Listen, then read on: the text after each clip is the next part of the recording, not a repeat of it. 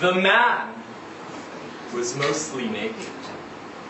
Kiki had seen him before, at the end of the Burrito Palace, and then again as he walked along the main road outside of town. She drove 100 yards past him, and then pulled over and waited. When he caught up, Kiki leaned over and she said, "Where are you going?" "Fairgrounds," said the man. His voice was like a dump truck on an unpaved road. "Okay," Kiki said. "Get in." "Thanks," he said. He was big and used the frame of the door to lever himself into the cab of the truck. A wide swath of gauzy fabric covered his chest and shifted loosely around his waist and did a bad job of covering his secrets. The rodeo was always bringing crazies to town. The cowboys ended up at the pizzeria or the Burrito Palace wearing fringe and rhinestones, trying to sneak their horses into the movie theater or kiss you when you weren't looking to be kissed. Then a week later, they're gone, and all you're left with are hoof prints on the linoleum and a lasso that's supposed to be a promise, but never actually is. "You with the rodeo?" Kiki said. "Nah," the man said. Your car break down?" "I don't have a car," he said. "Just walking." Just walking," Kiki said. He looked at her. "I used to fly most places of any distance.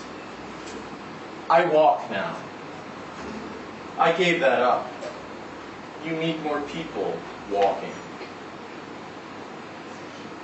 "I wouldn't mind flying somewhere someday," Kiki said. But there's never been a place I needed to get to that fast. I drove to Colorado once. That was once in a lifetime kind of experience." "Everything is once in a lifetime," the man said. "Every moment in your life is once in a lifetime." Then, with a lot of grunting, the man maneuvered his bare feet onto the dashboard and stretched his legs onto the windshield and pressed his toes against the glass. His skirt flapped in the air conditioning. "Even the mistakes," he said. "Even the mistakes are once in a lifetime." "Sure," Kiki said. She dropped him off by the cattle yard at the end of the parking lot. He grunted and gasped and climbed out of the truck and turned to her and smiled. "Come back tomorrow," he said. "Tell them you're Ralph's friend. They'll let you in free." What kind of show is it?" Kiki said. "A good show," said Ralph. "A once in a lifetime kind of show." Then he walked towards the low, dusty arena on the other side of the parking lot, and Kiki saw that he had two large, glossy scars on his shoulder blades that puckered like huge mouths blowing kisses back at her. She turned her truck around and drove back home. 4 trailers from the end of a second row of mobile homes in the Rodeo Inn RV and camping park. Kiki stripped off her clothes and lay on her couch. In the cool darkness of her tiny living room, she perched one super burrito, extra cheese, between her sweaty breasts. She read the front page of the newspaper, and using only her lips, she slowly fed the burrito into her mouth. In the fading light of the living room, Kiki read until her eyes no longer made out the shapes on the printed page, and her mind scrambled the sentences on the page. The next morning, Kiki carried her shower kit and the corpse of a terry cloth towel to the women's shower. Her robe swayed in the lazy desert breeze, and her flip-flops slapped at her heels. $1 buys 5 minutes of uninterrupted hot water, and then 2 minutes of cold. Last year, the RV park and truck shop started offering a frequent bather perks card, and for 10 minutes a week, you get 6 showers and 1 self-service car wash. It's a pretty good deal, actually, and if you're skilled about it, then you can do double duty with the car wash. Finally, having a few days off, Kiki shaved her legs and installed a new radiator in her pickup. Then she put on a dress and her very best cowboy boots, and she drove back out to the fairgrounds. In the dusty, unpaid parking lot, 2 stout, winged babies took turns misting each other with glitter spray. 3 fawns stood away from them, ducking intensely and pawing the dirt with their hooves. A cone of wind swirled around them, and tumbleweed rolled by. One of the babies pointed at an open gate a little further down, and Kiki walked through it. "What's your name?" said a tiny woman holding a clipboard. "I'm Kiki," said Kiki. "Ralph's friend, I'm Kiki." The little woman had huge eyes, and her ears pointed out from her hair like fleshy daggers. She wrote something down and then handed Kiki a lanyard with a card on it that said, "Ralph's friend." "I'd keep that in your pocket if I were you," said the woman, and she scurried away. Kiki didn't have any pockets, so she tucked the card and the lanyard into the left boot. There were big creatures and furry critters, some that had 2 heads and a bunch of legs, and was really enjoying 3 hot dogs and a corn on the cob. The beasts talked and clustered together, and in one corner a group of them did yoga. Kiki had never seen yoga before, not in real life, and she tried not to stare. Winged things of all types flew by, flapping and gliding and beating the air around her.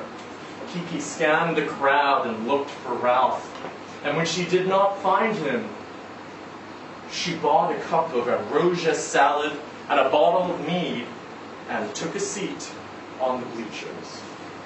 For the first time, Kiki read the banner that waved across the arena, and it said, "International Air Harp Championships."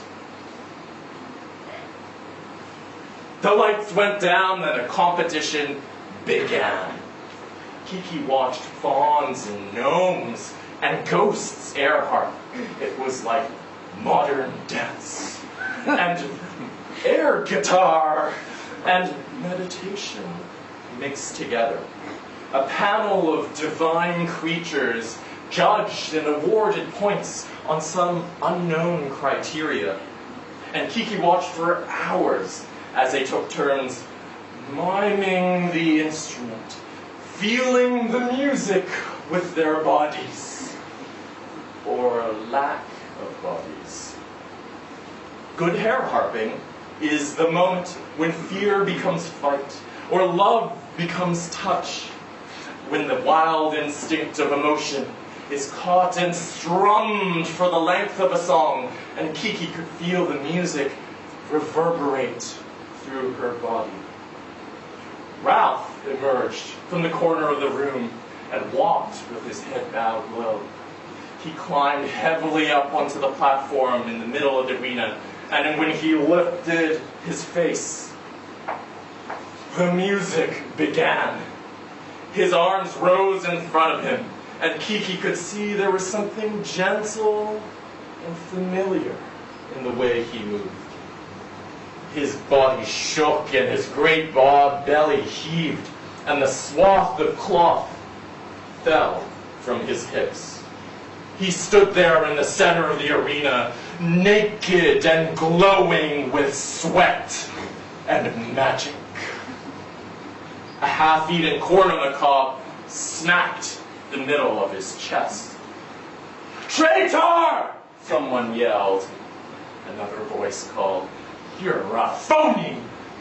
And then another chanted, "Traitor! Traitor! Traitor!" until the whole arena vibrated with that sound. Kiki stared down at Ralph, and he kept dancing. He was a fisherman lost at sea, and then he was a grandfather holding a dying child.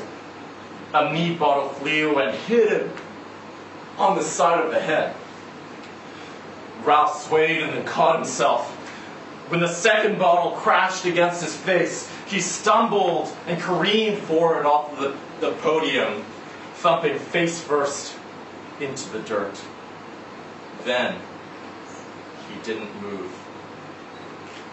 The creatures cheered and stomped their feet and yelled for more. Kiki ran down from the bleachers, pulling at her clothes, and when she reached the bottom step, she was naked, except for her favorite cowboy boots. The music still played, and Kiki climbed onto the platform. She reached into her left boot and pulled out the lanyard. She hung it around her neck, and the words, "Ralph's friend," bounced against her bare breasts. Kiki turned her face to the mob and began to dance. Her hands were caged birds, trying to break free, and then they were the water of a fountain on the hottest day of the year. The instrument she played was not harp-shaped at all.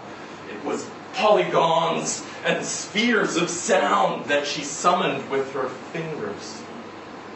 Half a cup of ambrosia salad splatted against her left boot.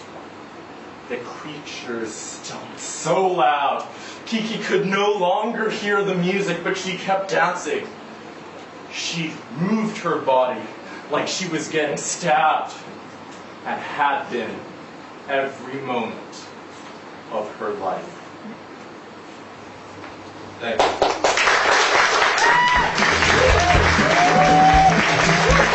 you.